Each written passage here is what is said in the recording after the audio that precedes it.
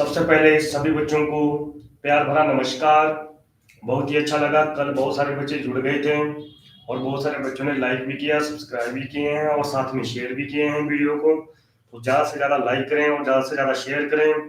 बहुत ही बढ़िया। तो नेक्स्ट हमारा विषय आज भी वर्णमाला से संबंधित ही रहेगा।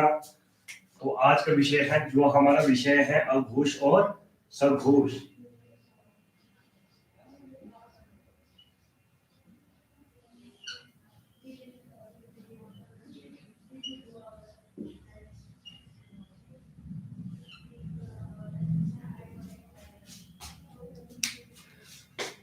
आज का विषय हमारा अघोष और सघोष है। इससे संबंधित हम चर्चा करेंगे। बाकी जो बाकी अगर किसी ने देखना है तो पीछे वाली वीडियो में भी देख सकता है। तो आज हम जानने की कोशिश करेंगे कि अघोष हमारे कौन कौन से वर्ण होते हैं और सघोष वर्ण हमारे कौन कौन से होते हैं।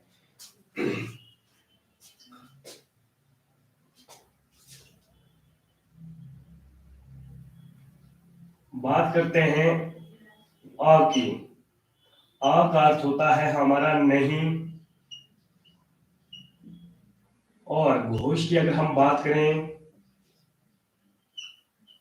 घोष का अर्थ होता है नाद, आवाज,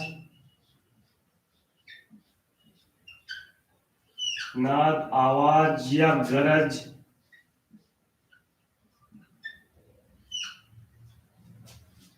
या स्वर, या हम स्वतंत्र भी बोल सकते हैं।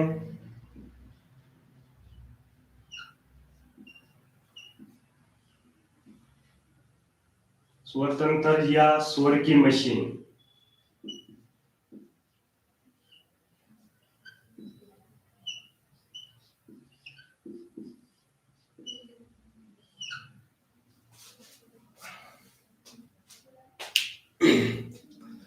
तो अभी हमने देखा स का अर्थ होता है साथ।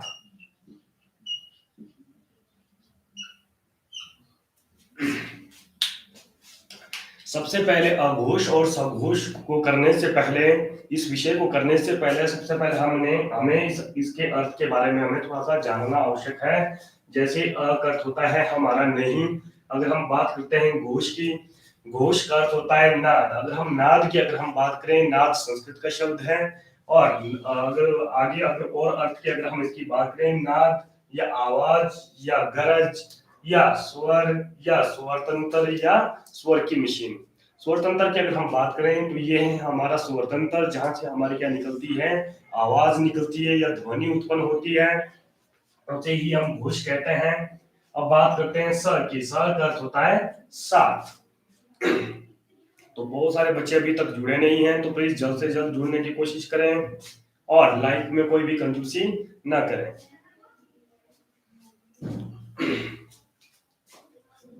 तो अब घोष और सघोष को करने से पहले हमें थोड़ी सी इसकी तालिका बनानी पड़ेगी। तालिका से हमें और आसानी से समझ में आएगा। कल भी हमने तालिका बनाई थी, जैसे कवर्ग, चवर्ग,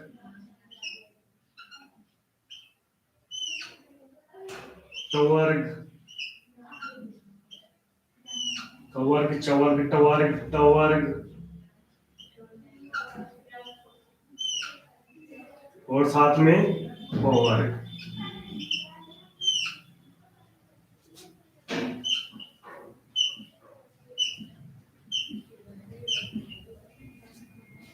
कवर्ग में आता है आपका क, साथ में ख, ग, घ और साथ में आपका अंग। और चवर्ग में आता है आपका च, छ, ज, झ और साथ में आपका य।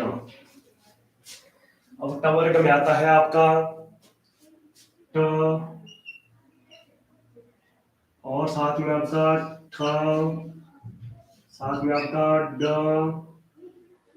ढ और ण।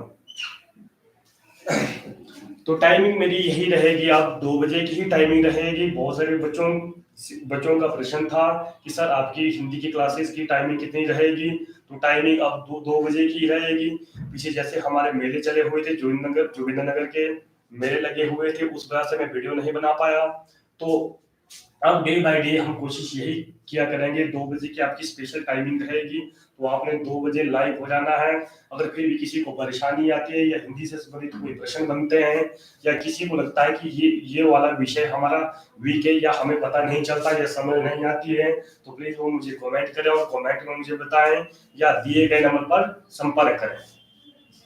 हम बात करते हैं तवर्क के आगे तवर्क की। तवर्क में आपका त, थ, द, ध और साथ में न। अब करते हैं बात पावर की। पावर में आपका प,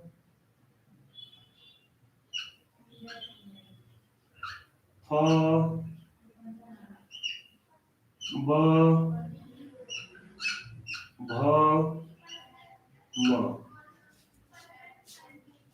ये जो हमारा अघोष और सघोष का विषय है, ये आपके हर एग्जाम में देखने को मिलते हैं। यहाँ से प्रश्न हर एग्जाम में देखने को मिलते हैं, चाहे वो आपका क्लर्क का क्यों ना हो, टेस्ट क्लर्क का क्यों ना हो, चाहे वो आपका पुलिस का ही क्यों ना हो, चाहे वो आपका टीजीटी टेट का ही क्यों ना हो, चाहे वो आपका बीएड का टेट का हो, चाहे कमीशन का हो, चाहे और अदर, चाहे एचएस का हो, चाहे एलाइड का हो, यहाँ से प्रश्न आपके अवश्य बनते ही बनते हैं। तो इस विषय को आपने बिल्कुल अच्छे से क्लियर करना है, ताकि आपको कोई भी पेपर भी कोई भी एग्जामिनेशन में, आपको कोई भी टेस्ट में आपको कोई भी परेशानी का सामना न करना पड़े। तो ये थी हमारी तालिका कवर्ग, चवर्ग, टवर्ग और तवर्ग और पवर्ग। कल भी हमने इसके ऊपर काफी अच्छे से चर्चा की थी। तो बात करते हैं उसके बाद आपके अंतस्थ व्यंजन।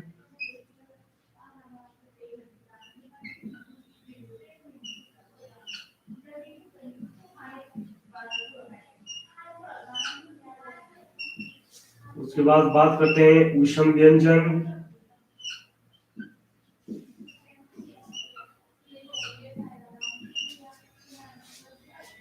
बाकी आपको पता ही है कि अंतस्थ व्यंजन की संख्या हमारी कितनी है, तो वो है आपकी 4। और आपको पता ही है ऊष्म व्यंजन की संख्या भी हमारी कितनी है, 4। तो अंतस्थ व्यंजन जैसे आपके य, र, ल और व। ऊष्म व्यंजन आपके श, श और स और ह।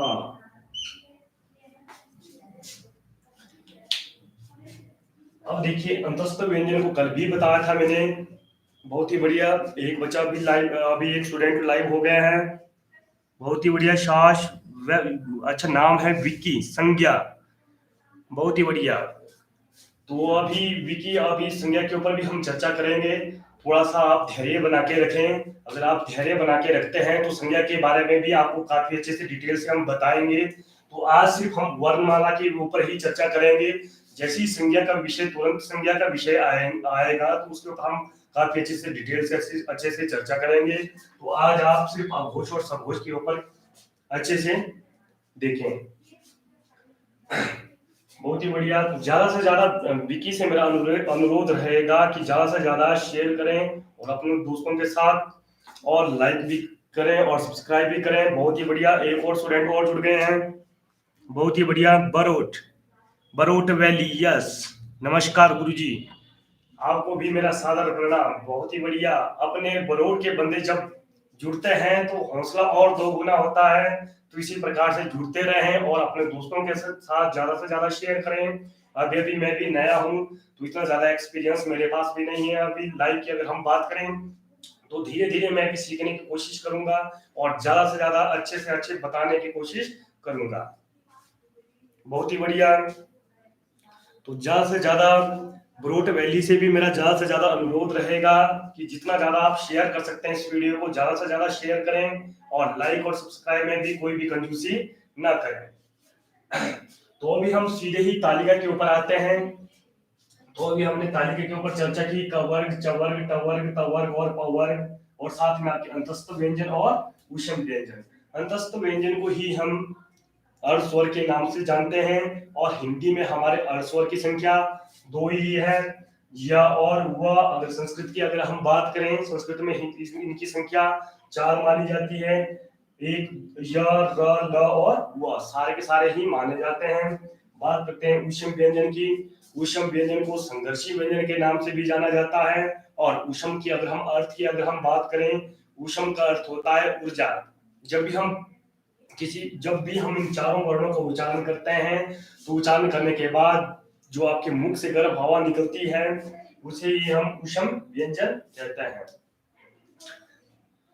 तो अब हम आज देखेंगे कि घोष वर्ण कौन कौन से होते हैं और सघोष वर्ण हमारे कौन कौन से होते हैं। तो बात करते हैं सबसे पहले, अगर हम डेफिनेशन की अगर हम बात करें, परिभाषा की अगर हम बात करें, अघोष क्या होता है और सघोष हमारे क्या होते हैं। अब बात करते हैं अघोष की। देखिए यहाँ पर मैंने लिखा भी है, अ अर्थ होता है हमारा नहीं, और घोष का अर्थ मैंने बताया है नाद, आवाज, गरज, स्वर, स्वर तंत्र, स्वर की मशीन, जहां से क्या निकलती है, आवाज निकलती है या ध्वनि उत्पन्न होती है। बात करते हैं अब अघोष की। ऐसे वर्ण या ऐसे अक्षर जब भी हम इनका उच्चारण करते हैं, जो हमारा स्वर तंत्र है, जहां से क्या निकलती है, आवाज निकलती है, अगर उस आवाज में अगर कोई भी कंपन नहीं होता है, या कोई भी हिलाव डुलाव नहीं होता है, या कोई भी क्रिया प्रतिक्रिया नहीं होती है, उसे ही हम अघोष कहते हैं। अगर बात करते हैं सघोष की, स का अर्थ मैंने बताया है साथ साथ। ऐसे वर्ण या ऐसे अक्षर जब भी हम इन वर्णों का उच्चारण करते हैं, जो हमारा स्वर तंत्र है, अगर वहां से अगर साथ साथ कंपन हो या साथ साथ क्रिया प्रतिक्रिया हो, तो उसे ही हम सघोष कहेंगे। अब बात करते हैं कि अगर पेपर की दृष्टि में हम कैसे पहचान करेंगे कि अघोष है हमारे, जो हमारे 25 स्पर्श व्यंजन है, और साथ में आपके अंतस्थ व्यंजन है, और साथ में आपके ऊष्म व्यंजन है, इनकी हम पहचान कैसे करेंगे कि जो आपके अंतस्थ व्यंजन किसमें शामिल, अघोष में शामिल होंगे, या आपका ऊष्म व्यंजन है ये सघोष में शामिल होंगे, या हमारा ये जो ख है, या हमारा घ है, या हमारा ज है, या हमारा ठ है, या हमारा थ है, ये किसमें शामिल होंगे। तो आज इसी के ऊपर हम अच्छे से चर्चा करेंगे।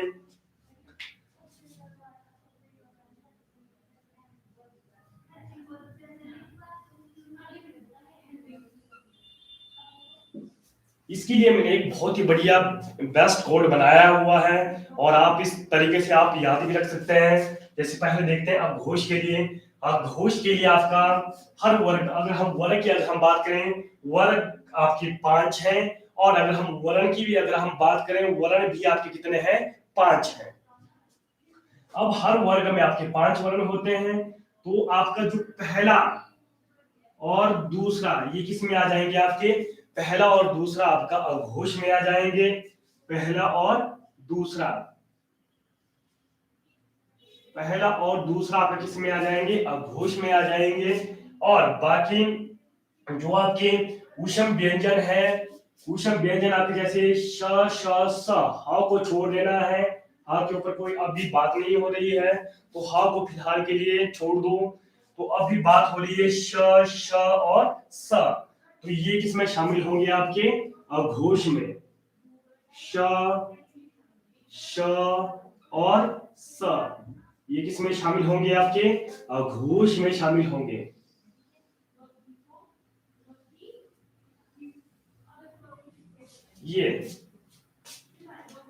ये आपके अघोष में शामिल होंगे, श, श, स।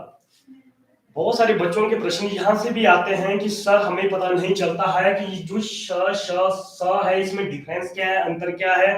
तो अगर मैं बात करूं तो अंतर ज्यादा कुछ नहीं है। अंतर की अगर हम बात करें, अंतर सिर्फ थोड़ा सा उच्चारण करने का है। जब इस श का उच्चारण उच्चारण करते हैं तो जो हमारी जीवा है वो तालु को स्पर्श करती है। जब दूसरे वाले श का उच्चारण करते हैं तो सीधे ही हमारे मूर्धा को स्पर्श करती है। जब हम इस स का उच्चारण करते हैं तो हमारी जीवा दंत को स्पर्श करती है। सिर्फ हमारा इसी का खेल है, बाकी कोई भी इसमें अंतर नहीं है। तो अघोष में आपका पहला और दूसरा, तो मैंने देखिए कोड में भी लिखा हुआ है 12। अगर हम बात करें 12 लिखा हुआ है। ऐसा नहीं है कि अब यहाँ से भी बहुत सारे बच्चों को पता नहीं चल रहा होगा कि गुरुजी ने 1 2 क्या लिख दिया है ना। तो अभी इसके ऊपर भी हम अच्छे से डिटेल से चर्चा करेंगे। जैसे 1 और 2 लिखा हुआ है, बोलने का मेरा मतलब मेरा ये है कि हर वर्ग में पहला और दूसरा, पहला और दूसरा, पहला और दूसरा, पहला और दूसरा, पहला और दूसरा, चाहे आप इस वे में लें चाहे आप इस वे में लें। देखिए अगर हम बात करें स्टेप टू स्टेप ऊपर से, अगर बात करें क से लेकर प तक, ये सारे के सारे आपके अघोष में चले जाएंगे। ख से लेकर आपके नीचे फ तक ये सारे के सारे किसमें चले जाएंगे, अघोष में चले जाएंगे। या अगर आप इस वे में देखें कवर का क ख या अघोष में आएंगे, च छ भी आपके अघोष में आएंगे, ट ठ भी आपके अघोष में आएंगे, त थ भी आपके अघोष में आएंगे और प फ भी आपके अघोष में आएंगे। तो अब देखेंगे, अब बचा हमारा विषय सघोष। तो अब देखेंगे, अब जो भी बचा हुआ है वो सारे के सारे आप किस में आएंगे, ये सघोष में आएंगे।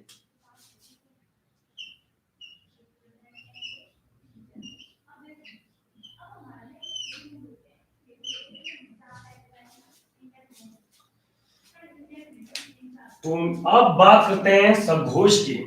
अब देखिए, अब आपका तीसरा, चौथा और पांचवा, अब आपके बचे तीसरा, चौथा और पांचवा, ये किस में आ जाएंगे, आपके सघोष में आ जाएंगे। कोड बना देता हूं इसका 345 345 अर्थात 345। अब बात करते हैं सघोष में आपके अंतस्थ व्यंजन य, र, ल और व, और साथ में आपका ह भी सघोष में शामिल होता है। तो बहुत सारे बच्चे ध्यान रखना, यहाँ पर गलतियां बहुत सारे बच्चों से अवश्य होती है। हमारा सघोष में ही आता है।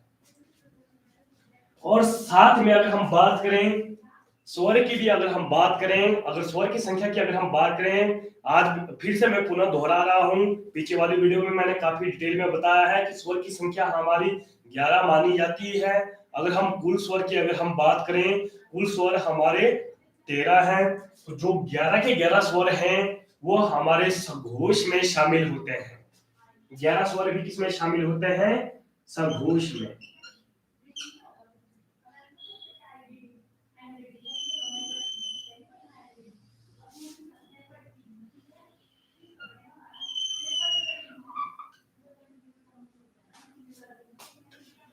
तो ये था हमारा आज अघोष और सघोष का विषय।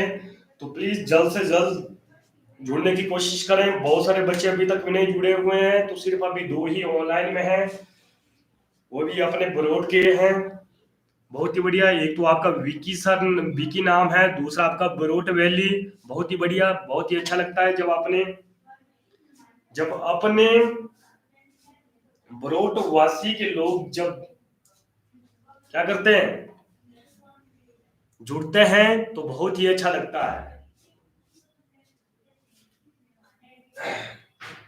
तो आप बात कर लेते हैं सघोष की डिटेल से थोड़ा सा, और इसके ऊपर हम देखते हैं सघोष की 3 4 5 अर्थात तीसरा, चौथा, पांचवा, तीसरा, चौथा, पांचवा, तीसरा, चौथा, पांचवा, तीसरा, चौथा, पांचवा, तीसरा, चौथा, पांचवा। या आप इस वे में लीजिए, है ना, या इस वे में लीजिए, या इस वे में लीजिए, या इस वे में लीजिए।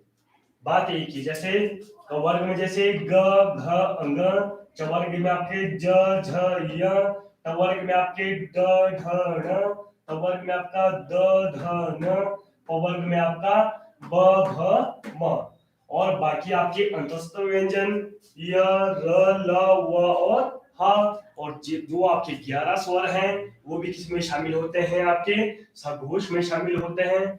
इसी प्रकार से आज हमारा जो अघोष और सघोष का विषय था यहीं पर समाप्त होता हुआ। बहुत ही अच्छा लगा, बहुत सारे बच्चे लाइक भी कर रहे हैं वीडियो को, ज्यादा से ज्यादा शेयर भी कर रहे हैं, बहुत ही अच्छा लग रहा है। तो कल हमारा विषय रहेगा अन्नप्राण और महाप्राण। इसके ऊपर हम कल अच्छे से डिटेल से इसके ऊपर हम चर्चा करेंगे। तो आज के लिए यहीं पर हमारी वीडियो संपन्न होती हुई। जय हिंद, जय भारत।